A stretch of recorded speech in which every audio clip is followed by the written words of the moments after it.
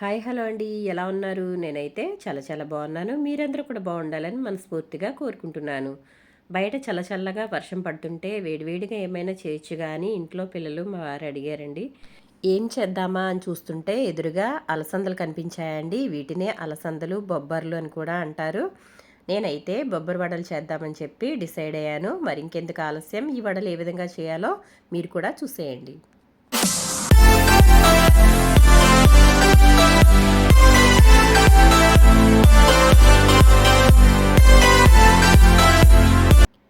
నేనైతే తెల్ల బొబ్బర్లు అయితే తీసుకున్నానండి. బొబ్బర్లు చాలా త్వరగా నానిపోతాయి. మనం ఆనియన్స్ అలాగే చిల్లీస్ కట్ చేసుకునే లోపే చక్కగా బొబ్బరి పప్పు అయితే నానిపోతుంది. కాబట్టి నేనైతే ఈ విధంగా బొబ్బర్లు అయితే నానబెట్టేసానండి. ఇవి బొబ్బర్లు కాదండి, బొబ్బరి పప్పు ఇది. ఇదైతే నేను నానబెట్టేసుకున్నాను. అలాగే ఒక 20 నిమిషాల తర్వాత ఈ విధంగా అయితే నానిపోయింది. ఇప్పుడు మనం వీటిని 1కి 2 సార్లు బాగా కడుక్కుని నీరు అనేది లేకుండా వడబోసుకోవాలండి. ఎందుకంటే నీరుంటే కనుక ఈ బొబ్బరి వడలు ఆయిల్ అనేవి పీల్చేసుకుంటాయి. కాబట్టి నేనైతే నీరు అనేది లేకుండా ఈ విధంగా అయితే మిక్సీ జార్లో వేసేసుకుంటున్నాను. అలాగే కొంచెం పప్పు అయితే పక్కకి తీసేసుకున్నానండి. ఎందుకంటే ఈ విధంగా పప్పులుగా ఉండడం వల్ల వడలు అనేవి చాలా బాగుంటాయి. కాబట్టి నేనైతే కొంచెం పప్పు పక్కకు తీసుకుని మిగిలిందైతే ఈ విధంగా మిక్సీ పట్టుకుంటున్నాను. ఇందులోనే కొంచెం అల్లం ముక్క వేస్తున్నానండి. ఒక 2 అంగుళాల అల్లం ముక్క వేస్తున్నాను. ఎందుకంటే బొబ్బరి పప్పు కొంతమందికి పడదండి, గ్యాస్ ఫామ్ అవుతూ ఉంటుంది. కాబట్టి ఇందులో అల్లం వేసుకోవడం వల్ల గ్యాస్ అనేది ఫామ్ అవ్వదు. అలాగే ఒక 2 ఉల్లిపాయలని ఈ విధంగా ముక్కలు కట్ చేసుకున్నాను. 2 పచ్చిమిర్చిని సన్నగా కట్ చేసుకున్నాను. ఇదే బొబ్బరి పప్పులో మనం కొంచెం అయితే సాల్ట్ కూడా వేసుకోవాలి. ఈ విధంగా సాల్ట్ వేసుకుని పప్పు అయితే ఇలా మెత్తగా మిక్సీ పట్టుకోవాలండి. ఇది బాగా మెత్తగా ఉంటే చాలా బాగుంటుంది. ఎందుకంటే మనం పప్పులు కూడా తీసుకున్నాం కాబట్టి మనం తీసి పెట్టుకున్న ఈ పప్పును కూడా ఇందులో అయితే వేసేసుకుని బాగా కలుపుకోవాలి.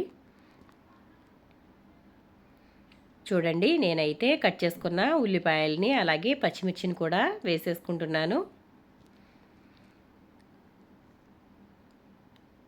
ఈ విధంగా ఇవన్నీ వేసుకుని ఈ పప్పు అయితే బాగా కలుపుకోవాలి. ఇందులో వాటర్ అనేవి ఏమాత్రం వేసుకోకూడదండి. ఇది వాటర్గానే ఉంటుంది కాబట్టి మనకి కరెక్ట్గా సరిపోతుంది. ఇలా అయితే నేను మొత్తం అంతా కలిపేసుకున్నాను. బొబ్బరి వడలు తినడానికి చాలా బాగుంటాయండి. దీంట్లోకి స్పెషల్గా చట్నీ అనేది అవసరం ఉండదు. వీటిని విడిగానే తినొచ్చు, అలాగే టమాటా కెచప్తో కూడా తినొచ్చు, చాలా బాగుంటాయి. నేనైతే మొత్తం కలిపేసుకున్నాను. ఇందులోనే కొంచెం కొత్తిమీర వేసుకుంటున్నాను. కట్ చేసుకున్న కొత్తిమీర అలాగే కరివేపాకు కూడా వేసుకుంటున్నాను. మీ దగ్గర పుదీనా ఉన్నా కూడా పుదీనా కూడా వేసుకోవచ్చు.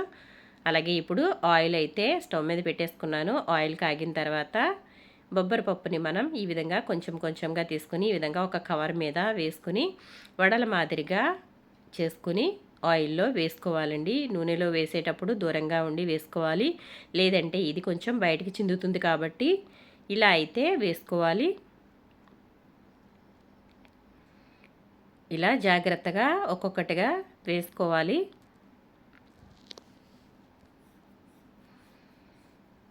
చూడండి, ఈ బొబ్బరి పప్పు వడలైతే చాలా టేస్టీగా ఉంటాయి. తినడానికి మళ్ళీ చేసుకుంటారండి, అంత బాగుంటాయి.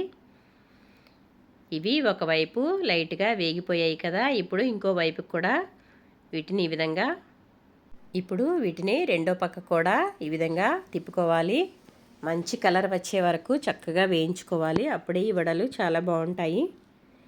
చల్లగా వర్షం పడుతున్నప్పుడు పకోడీ కానీ ఈ విధంగా వడల మాదిరిగా కానీ వేసుకోవడం వల్ల చాలా బాగుంటుందండి. వాతావరణాన్ని ఎంజాయ్ చేస్తూ వీటిని ఆస్వాదించవచ్చు. చూడండి, ఒకసారి వడలైతే మనకి చక్కగా వేగిపోయాయి. ఇంకొంచెం కలర్ అయితే రానిద్దాము, అప్పుడు ఇంకా బాగుంటాయి. చూడండి, ఒకసారి ఈ విధంగా అయితే మనం రెండు పక్కల సమానంగా అయితే కాలనివ్వాలి. కాలిన తర్వాత ఇప్పుడు మనం ఒక్కొక్కటిగా తీసేసుకోవాలి. అన్నీ ఒకేసారి తీసుకోవడం వల్ల అవి జారి ఆయిల్లో పడతాయండి. ఆయిల్లో పడ్డప్పుడు ఆయిల్ చింది మీద పడుతుంది. కాబట్టి ఈ విధంగా జాగ్రత్తగా జాలిగరిటతో తీసేసుకోవాలి. చూడండి, నేనైతే అన్నీ ఈ విధంగా వడలనేవి వేసేసుకున్నాను.